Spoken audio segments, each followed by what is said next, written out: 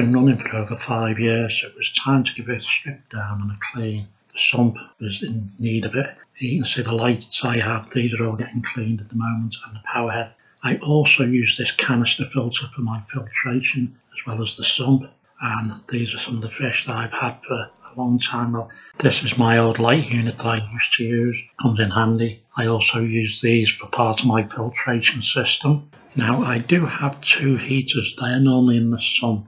I will be adding one extra one for emergencies into the display tank.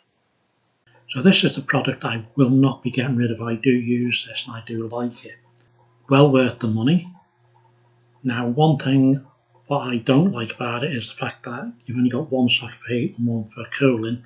I don't need the cooling in the UK, and it's easy enough to then just plug an extension lead with double sockets on it to get the 2 heaters that I've got.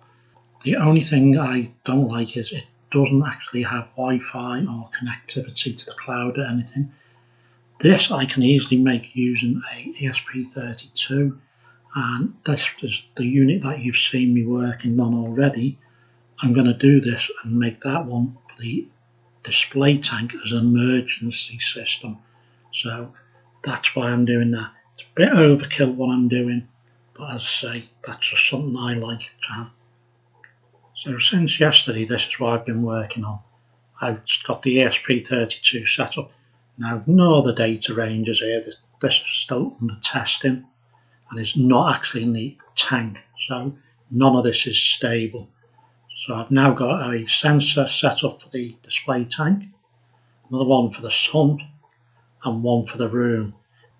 Now these 3 here are connected to the Raspberry Pi, and they're the only things really I'm going to connect to the Raspberry Pi hardwired. The rest will be done using MQTT over my Wi-Fi. So when we look at the flow, you can see here, obviously this is what you've seen in the ESP32 originally, and then this is the Pi version. Now you'll notice what I have done now, I've actually put an extra trigger node in, and all that does is trigger the 1-wire bus. Now I do this because when you first set the Raspberry Pi up or first boot it up, you will get a nod reading from these sensors. So all this does on startup is it will basically inject once after 15 seconds. Then after that, this node then kicks in and this will inject after 30 seconds after the boot, and then once every 1 minute. I may change this, I'm not 100% sure yet. I've now enabled these and made some changes to some of the different settings, started adding more details. So in this case you can now see this is the number that's given to the DS18B20.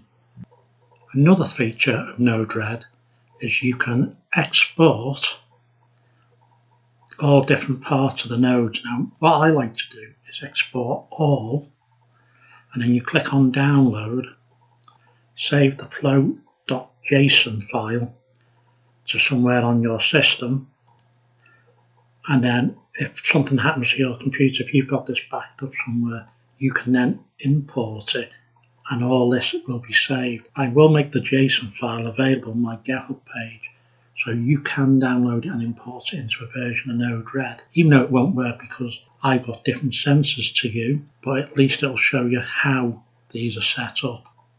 The other things that you are seeing here, which I've put here, these are actually comment nodes, and basically you just type in what you want to put in them.